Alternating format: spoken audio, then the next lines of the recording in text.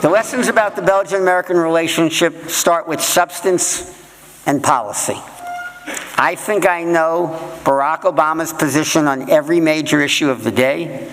I've read every speech he's delivered. I read every one of the White House press releases, about 12 a day. And I think I know Belgium's position on every major issue as well. And I can report loudly and clearly that President Obama and Belgium agree on every leading substantive issue that affects our world today. So with my president and the country in which I represent him agreeing on every substantive issue, I work daily urging Belgium to help lead in the formation of a European consensus. And yet there's still so much more to do, and I need to get better in doing it. Transparency, communication, and candor with all of Belgium about the policies and beliefs of President Obama and the United States remain the key. I find that when Belgians understand the thinking behind the U.S. policies, we almost always can get to yes. I know Belgians are careful listeners. I know they're fair and indeed often give me and my president more than the benefit of the doubt. So if my country's case is just, as I believe it's always been under President Obama, then if I do my job of explaining, communicating our case to the citizens of Belgium, we cannot help but stand side by side on nearly every issue. But it does not always happen, and inevitably, the failure is mine. Failures that I believe are less of policy and more of failures of communication and diplomacy by my embassy and me. We experienced one such failure as recently as last week on the vote to whether to admit the Palestinians to UNESCO.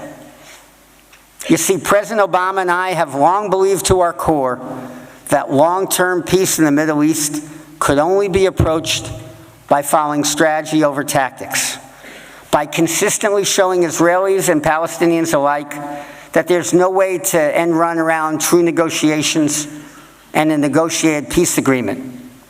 Tactics aimed at short-term advances could only lead to tactical short-term counter-responses and would merely allow the Middle East to deteriorate further into tactical warfare rather than pursue negotiations. Supporting tactical efforts that will be met by tactical reprisals is a step in the wrong direction. What's more, President Obama and I believed in the value of UNESCO and of other subsidiary UN organizations. But laws that were passed in the United States in 1990 and 1993 meant that if UNESCO or any UN organization admitted the Palestinians prior to a real negotiated agreement on statehood, the U.S. was obligated to cut its funding to that organization. With that law on the U.S. books since 1993, we simply had no choice about continuing funding. Now, we are all frustrated by the lack of progress in the Middle East and by the continued settlement efforts by Israel. So we needed to press harder to resume the negotiations. We needed to press harder to stop the settlements. But that frustration has understandably led to Palestinians pursuing short-term tactical victories. We needed desperately to prevent the international focus from shifting to tactical efforts aimed at short-term advantages that would simply be met by tactical reprisals and send peace one step further away. So when the Palestinians sought admission to UNESCO, a body focusing largely on culture and the arts and education, we, the U.S., needed our allies to form one voice next to us or in front of us, and to say that such tactical efforts would hinder the efforts at a true and strategic negotiated peace.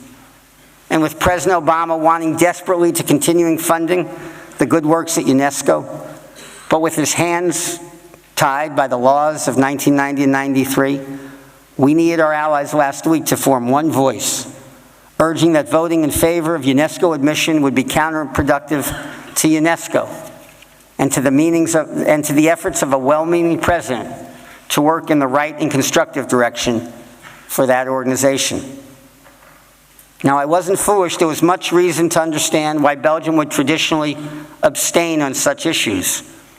I was hoping that perhaps on this one, Belgium might be able to help lead that formation of the consensus, the formation of the chorus in Europe, supporting the United States vote against UNESCO membership for the Palestinians in the long-term interest of the Palestinians, of peace, of security in the Middle East, and of UNESCO.